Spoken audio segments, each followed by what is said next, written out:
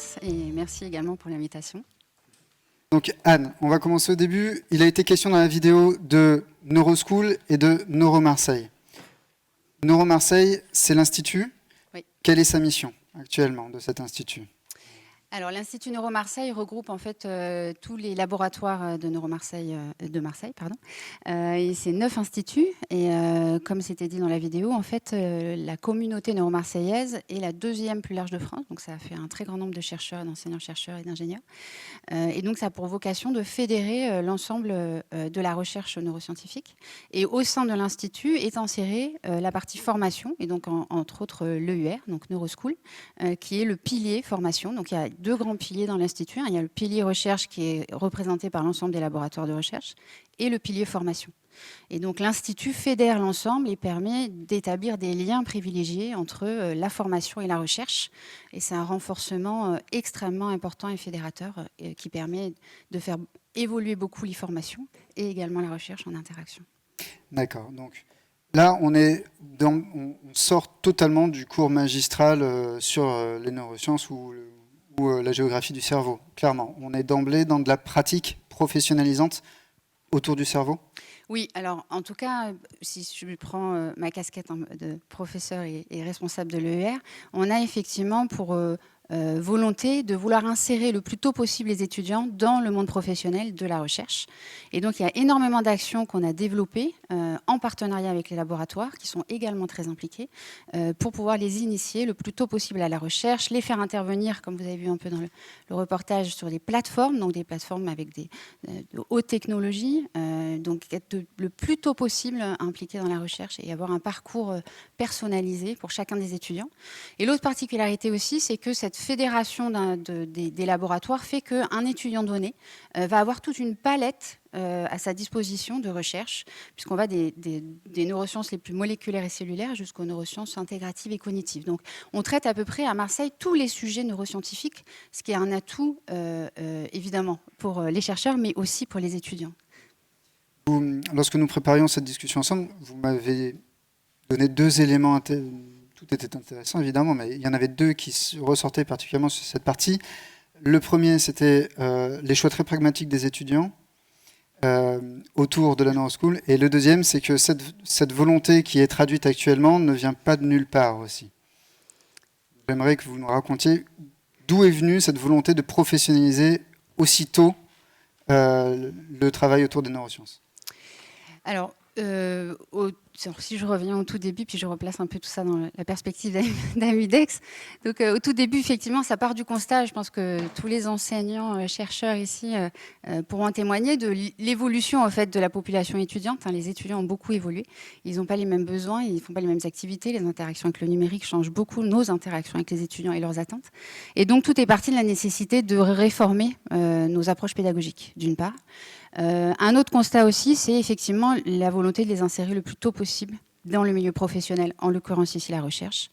Et puis un troisième objectif, c'était celui de l'ouverture internationale. Donc l'ouverture internationale de nos étudiants vers l'international et d'étudiants internationaux vers nos filières.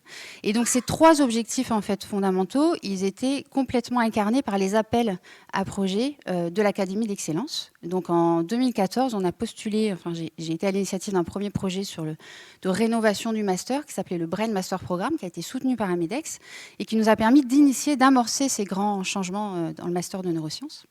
En parallèle, la même année a été créé le premier PhD programme en neurosciences, également soutenu par Amidex.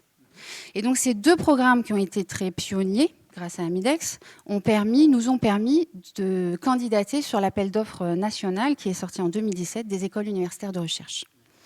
Et donc on a eu la chance d'être lauréat d'une EUR en neurosciences. Donc il n'y en a que 4 en France, Paris, Strasbourg, Bordeaux et nous. Et donc, sous l'impulsion du professeur François Ferron, à l'époque, on a donc obtenu l'EUR qui a démarré en 2018. D'accord. Donc, oui. Allez-y, je vous en prie. Non, juste pour dire, donc l'EUR, c'est quoi ? C'est l'équivalent des graduate schools dans le milieu anglo-saxon. Donc, c'est la réunion traditionnellement des masters et des PhD, auxquels nous, on a ajouté une petite touche particulière, puisqu'à Marseille, on a un L3 de neurosciences. D'accord. Donc, on commence encore plus tôt cette notion de recherche et de professionnalisation de la recherche. C'est ça, exactement. Très bien. Et donc, vous parliez de l'internationalisation, vous avez parlé de l'impact d'Amidex qui a été structurant tout au long du parcours de cette refonte, en quelque sorte, du département neurosciences. Maintenant, l'internationalisation, vous parlez d'échange d'étudiants, mais je crois savoir que l'internationalisation arrive bien plus tôt maintenant dans le parcours par une réforme que vous êtes en train de mener en interne, un changement que vous êtes en train de mener en interne sur le master. Non, toujours pas. L'anglicisation du master, je vous la donne. Ah oui, pardon. Voilà. Ça arrive, c'est pour ça. Non, parce que je voulais quand même parler. Oui, donc effectivement. Oui, mais vous vouliez parler d'un truc avant, c'est ça? Oui, c'était juste pour dire. Non, mais c'était juste pour dire que dans le cas de l'internationalisation, c'est vrai que tous ces programmes faut se rendre compte, c'est vraiment fondamental. On avait déjà tenté d'établir des partenariats avec des masters et des formations internationales. C'est très difficile si vous n'êtes pas soutenu financièrement. Donc, si par contre vous êtes soutenu financièrement, vous avez un projet, vous avez des programmes, vous allez voir vos homologues européens, nord-américains, et là, ça prend, et c'est facile, et ça permet de créer des partenariats qui sont solides. Et ça aussi, c'est assez fondamental dans la durée. Pour s'inscrire dans la durée, il faut des partenariats solides, et ces supports Amidex sont absolument essentiels pour créer ces partenariats. Donc nous, on s'inscrit complètement dans des partenariats qui sont aussi dans le cadre, bien sûr, de Civis. Donc on a des partenaires privilégiés qui correspondent à vos partenaires Civis. Et puis évidemment, pour aller plus loin, donc je continue dans le processus, il est question évidemment qu'on transforme complètement le master en langue anglaise à partir de, on va démarrer l'année prochaine et puis sur 2 années.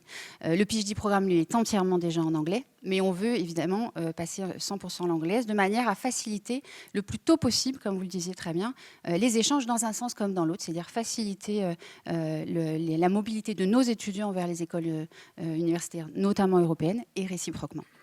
Et donc avec ça fait plusieurs années maintenant qu'on a des échanges de mobilité au niveau du master, et on est très heureux parce que ces 2 dernières années, on a beaucoup de demandes de nos universités partenaires, donc d'étudiants qui souhaitent rejoindre la formation, et ça c'est une très grande satisfaction, et y compris des étudiants donc, qui viennent d'un peu partout. Donc, par exemple, cette année, on a eu les premiers étudiants de Tübingen qui ont demandé à nous rejoindre, mais on en avait déjà d'Athènes, d'Oldenburg, de la Sapienza, voire même de Montréal. Donc, c'est un beau succès, et vraiment, ce succès, il repose évidemment sur le soutien très pionnier d'Amidex, qui nous a permis d'obtenir l'EUR. On n'aurait jamais obtenu l'EUR si on n'avait pas démarré en amont avec ces programmes d'académie d'excellence.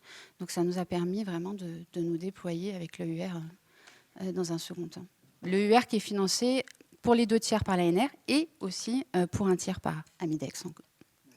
Et donc l'internationalisation de fait d'emblée dans la formation, clairement, l'attractivité de Neuro-Marseille, la Neuro qui se développe et qui prend actuellement, notamment grâce à ces partenariats. Et c'est une attractivité qui est internationale, ce qui est excellent, mais c'est aussi une attractivité qui est nationale, puisque Neuro-Marseille, c'est la 2e communauté autour de neurosciences en France. Et lorsque nous préparions, vous disiez qu'il y a des étudiants qui regardent les classements et qui regardent les curriculums et qui disent non, mais en fait, à Marseille, c'est bien mieux. C'est bien plus intéressant.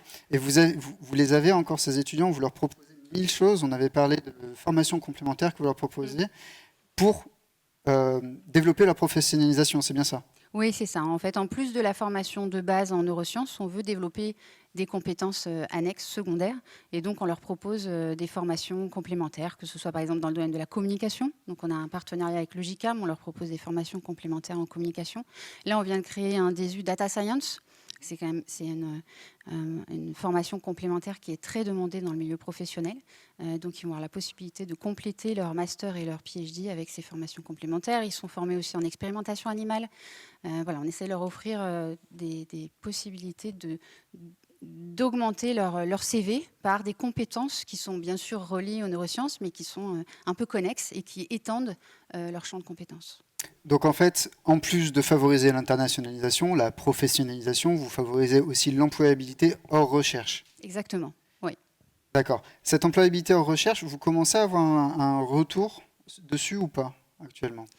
Alors ça, c'est difficile à estimer, mais on y travaille avec l'OVE. Et donc, on commence à récolter, mais en fait, on n'a pas assez de recul dans le temps, mais on espère effectivement augmenter la professionnalisation en recherche et pouvoir effectivement l'estimer. Mais ça, l'estimation est difficile parce qu'on perd de vue les étudiants et ils ne répondent pas toujours. Mais l'OVE nous aide beaucoup, et donc on a démarré un programme avec l'OVE pour faire cette estimation à plus long terme, en effet. La prochaine étape pour la Neuroschool et Neuro-Marseille, qu'est-ce que c'est alors? Alors la prochaine étape, c'est un peu ce qu'on disait, c'est-à-dire le passage 100% en anglais pour le master. Et puis à terme, évidemment, l'idée c'est de faire des diplômes joints avec nos partenaires. Donc demain, nous sommes plusieurs enseignants-chercheurs et chercheurs à partir à Tübingen, chez nos collègues allemands, puisqu'on organise un symposium bilatéral où des chercheurs vont parler, mais où sont invités les étudiants. Et l'idée, c'est de stimuler les étudiants qui vont voir les différents domaines neuroscientifiques qui sont traités et en Allemagne et à Marseille, pour ensuite établir des partenariats, des co-tutelles. Donc voilà, ancrer nos partenariats internationaux avec des diplômes joints, des co-tutelles, de manière à pérenniser notre programme. Et la pérennisation du programme, elle passe aussi par un soutien à nouveau des programmes d'AMU, et notamment le programme Tiger, qui est aussi organisé par Amidex. Donc on est aussi dans ce schéma-là. C'est Civis. Voilà. Donc l'idée maintenant, c'est pérenniser, développer et pérenniser l'ensemble de l'école. Et l'Institut Neuro-Marseille est aussi fondamental parce que ça nous permet de relier recherche et formation. Et c'est la clé de la pérennisation de l'ensemble, je pense. Merci beaucoup, Anne Cavounou-Diaz, pour ce portrait.